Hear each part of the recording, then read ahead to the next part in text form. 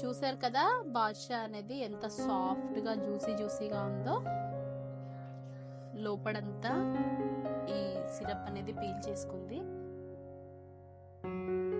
చాలా అంటే చాలా టేస్టీగా ఉంటుందండి. ఇలా ట్రై చేసుకోండి.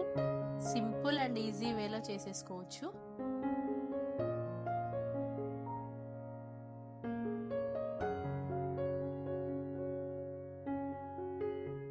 Hello friends, welcome back to Mouni's kitchen delights.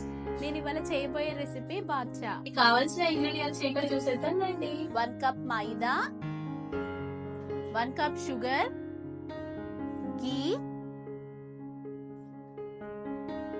Baking powder, baking soda, elaichi powder. ఈ ఇలాచీలో నేను షుగర్ యాడ్ చేసుకొని మిక్సీ పట్టుకున్నాను, అందుకనే వైట్ కలర్ లో ఉంది.